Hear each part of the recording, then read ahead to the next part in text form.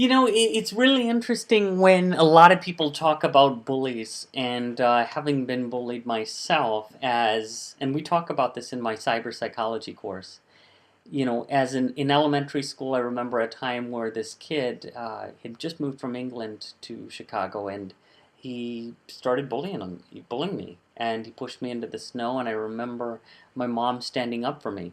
But I didn't really, my mom said to him, "You should be ashamed of yourself," and because she was there to pick me up. And what was interesting is I always thank my mom for that, but it shouldn't have to be just the parents that are standing up to the bullies. There was another time there was a guy, Matt Klipkowski, in my high school where I went to. He had bullied me, and he said these ethnic kind of comments. And was interesting because nobody did anything. Like there was a substitute teacher, and the teacher didn't. I went to the teacher, and the teacher didn't do anything, and I was kind of shocked, and he said all these things, ethnic things and comments, and so the administration did nothing in the high school. And but what happened was, because I was well liked and respected between all grade levels of everyone in that high school, there was a group of 5 or 6 seniors that surrounded Matt. So as he tried to kick me from behind one day, I was walking in the hall. I remember exactly where I was. What was interesting was there was a guy named Chip, and it was incredible. This guy was on the wrestling team. He was a bodybuilder. This is why don't you pick on someone your own size? And that kind of ended then. I don't remember getting bullied anymore. But the point is, it shouldn't have to be, that other people are stepping in. And I had one student that posted something, because we're talking about it this week. She posted something about it can lead to physical assault and the police can get involved. And that's what should happen if it escalates and gets to that level. But unfortunately, that doesn't always happen. And it's very important, too, to make sure that these matters are addressed before they lead to situations. We're talking about heavy-duty situations where there's suicides committed from online social media. There's that MySpace case where the mother role played a male and kind of bullied this other lady, or this teen girl online, and then she killed herself. But there were no cyberbullying laws really enforced or enacted at that point. And this, I think, was back in 2008. The student also commented on it too, the same case, and she put 2008. I thought it was earlier. I thought it was but it was, I think it is 2008. And so I did teach, I talked about that case in other courses as well, even a sociology course. But my point is, bullying is wrong. And, you also, it can help to stand up for others that are, having other situations, and just speak out against it in a safe way. And so sometimes people will think that if you don't say something about, you hear something, that you would agree with it, and so they feel that silence is permission. I think that standing against it in a way that is compassionate. I like what Daryl Wu talks about, this professor at Columbia. He talks about psychological microaggressions, and he talks about the slights that people experience throughout the day, then just from belonging to different groups, and how it can be very subtle, and he says that cooperation is necessary. So it's kind of like, if you're going to transform situations, you don't want to be combative yourself. At the same time, I mean, nobody's teaching kids. And now they're starting to get better at this, or in high school or wherever. And they need to, I think it does start with the administrative angle of it. Maybe in the workplace, having a zero tolerance for bullies. I mean, it's just not acceptable, or any kind of physical abuse, or just racial, ethnic, or gender harassment. I think these things need to be nipped in the bud, or religious harassment, or whatever physical disability harassment, or anything that it is, or with sexual orientation, any kind of harassment like that. And I think by taking a stand and addressing these things, you help yourself to be empowered, and the situation can be transformed. I did let Chip know through Facebook, by the way, how grateful I was, and that he stood up, because he didn't have to. The group of friends, those peers, didn't have to. But that's also the power of knowing what kind of person you are, and having people stand up for, well, this is not right. Now, unfortunately, that's not the way to do it, because you don't want to, they were protecting me, but you want to have the administration step in. They shouldn't even allow it. I had one student who actually says that his daughter goes to a school where they take blended courses and online courses, and I think they have like live courses. And it's interesting. One person made fun of somebody, and they mentioned something about the person looking like a horse, and that's unacceptable. They said that the person was unattractive and looked like a horse, and what ended up happening was they expelled the student. So the student, I think they expelled him for 1 year, I think was what it was. I don't think they permanently kicked the student out. So I don't even know if that was a suspension, but he said expelled for 1 year, I thought. So the point I'm saying is that he said has corrected. There's really no issues because they're seeing what is happening in the example with that one student. But also the research shows that there's less bullying in cases where the school has uniforms. So Catholic schools, I'm not trying to push for any kind of educational format over another or style over another, but religious schools that tend to have uniforms tend to be, there are fewer bullies. Although the values still might be, I mean, I don't know. You would have to look at the value systems, because if somebody's gay or lesbian and then they're attending a particular school that has a particular religious orientation or value system that might be contrary to their lifestyle, then that could be a whole other matter. So whether it's a college or a high school or whatever it is. So I think that those things have to all kind of be factored in. But what I found also helpful is when you're doing online, it's easier to spot, and teaching online, it's easier to spot any kind of situations and nip them in the bud early.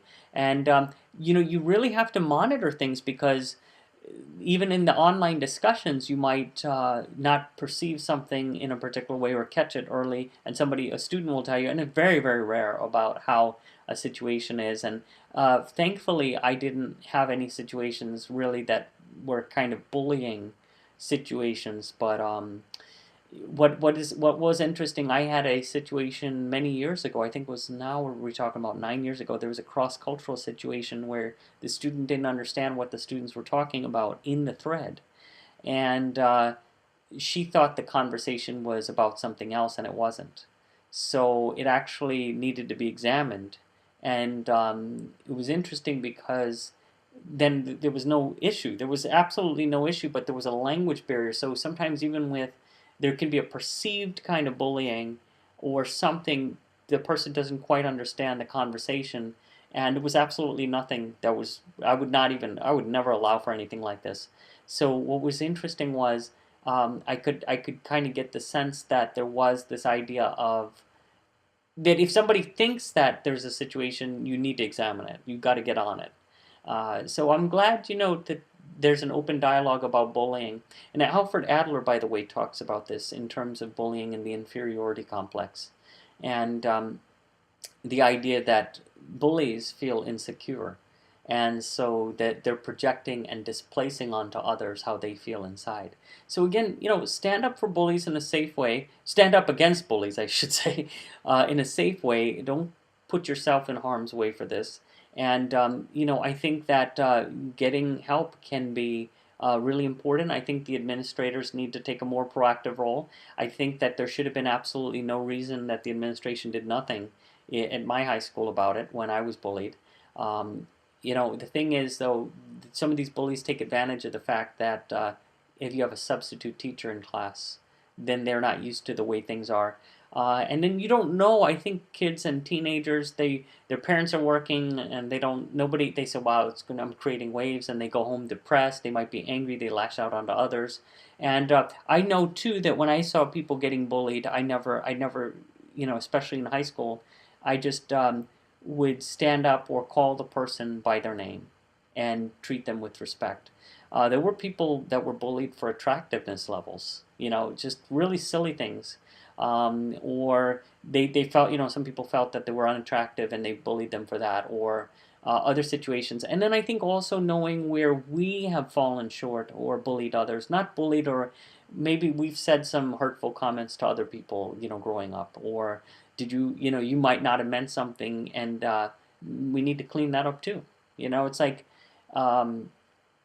I remember there was a situation where I was in a film camp and I was in high school, and there was a video we were shooting, and we were they you know I this there were a group of people. They said pick on the camera person, and she had, and I've had weight. I've had weight that I've lost, and so they said say this, and I've noticed, and I've had that happen in middle school where somebody said say this, and so you kind of go along with things and do things that other people want you to do. It's the silliest, it's the most ridiculous thing that you don't even realize what you're saying, but you're doing it for that peer acceptance or that group acceptance. And I think what happens is as you get older and you get more mature, you start recognizing these behavior patterns that this bullying tendency or this kind of, um, I don't want to say mean streak, but there is this kind of, or this idea of demeaning others or saying hurtful things, and people might or might not intend these things. And what happens is you virtually eliminate them. I mean, you don't even have them in your vocabulary. You don't even um, you just get rid of it. And especially if you're raising kids, I would imagine that you wouldn't want them to have this situation. They found that the most racist and prejudiced people come from households that are very fundamentalist in their thinking. And I'm not trying to equate this with any particular religion or anything like that, but in other words, households that this is the way it is. And that leads to bullying too, or abuse. Early abuse can lead to bullying. And so there's the way of feeling powerful for the inferior feelings. The other thing too is the idea of open-mindedness. I'm very grateful to my parents. One of the things they really did right is, growing up outside of the community, like Chicago, right out of there, outside of the city. They said that you're not better than anyone. That was so important. And then the school was important. We're very multicultural, so everybody kind of fit in. There was never a feeling that you were out of place. Even though the family traditions might be different and things like that, the school was important in that sense. And I think where people feel like they belong, and that idea of having supportive parents. Like, I'm so glad my parents also taught us that we were not better than anyone. And they also, with gender, religion, ethnicity, race, nobody felt like, we never felt superior to anybody at all. That never, it was really great because they grounded us. I think the early grounding, and it doesn't matter what class a person is in, social class, or economic situation. I think that idea of diverse groups, and I did diversity training for 4.5 years, and then also I did a lot of volunteering work, and I was a part of a multicultural group for about 2 years at IU, and we promoted awareness on this. And it was so important, that idea of we were promoting holiday traditions like Kwanzaa, things that are holiday traditions that might not be as well known about, talked about. And so the idea of learning about different cultures, coming out of your comfort zone, I think all of these things kind of lower or lessen the idea of bullying. And not only if you can nip it early, and if the administration can take a long view at this and just kind of say, okay, and do some of the things like, for example, the one student mentioned with his daughter's school, taking that zero tolerance approach and then educating, and then having diversity training, even in companies. And, it's very important in making sure the employees are kind of respectful of everyone, different lifestyles and all of that. I think that's important. I mean, not everyone's going to be the way that you are or the way that you think, but who says that your way is the only way to do anything? So, I mean, it's like if we only had everybody doing everything in one particular way, it'd be a very boring world anyway, wouldn't it?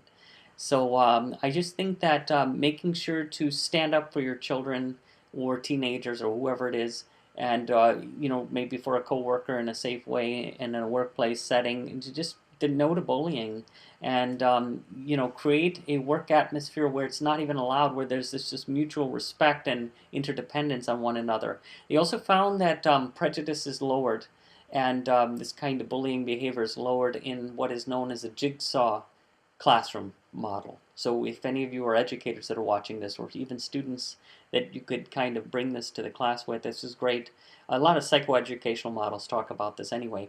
But in Southern California, what they were doing to assimilate immigrant children with the kids that were considered in the mainstream, meaning that they were there already for several generations or many generations, they found that by having everyone speak about a different chapter in the book and then teaching it to everybody else in the group, small group, And then teaching the class, there was this kind of interdependence. I need you, you need me. And so then it didn't really allow for conflicting kind of behavior patterns. So I think that does, it's something to be thought about. And they also found that social contact theory is important. I had a friend who mentioned this last year. I had a party, about 30 people were here, and I invited these people, and I didn't even think about it. And somebody said, you have a very diverse representation of everybody. Everybody's here. And what he was saying was, holy cow, you got like people of different religions, orientations, ethnicities, nationalities. Literally, people from other countries were here. So I didn't even think about like, I'm like, oh yeah. And then my neighbors, everything's like it's a diverse community in which I live. And I realized that if you reflect that in your lifestyle and how you're thinking, then what happens, and it doesn't mean that if you belong to different groups that it's not going to be more homogenous in a particular situation versus another. If you go to church, you're going to see more Christians, for example, let's say, than you would in another situation where you have another set of friends that might or might not be reflecting that. So I don't think that there's anything wrong in that sense. I just think that it was interesting because it can kind of create this cohesion that, oh, we're all in this together, and that you have a diverse set of friends that help you to see different ways, and not that they represent groups, but it helps you to be more open-minded, and it helps you to, it doesn't mean that if you only belong to a homogenous group or situation that you're not. It just that the social contact and that element reduces the likelihood of prejudice, it reduces the likelihood of bullying behavior, and kind of having a more open dialogue in situations. So I just wanted to share some thoughts and be interested in anything you wanted to say about that as well. Thanks.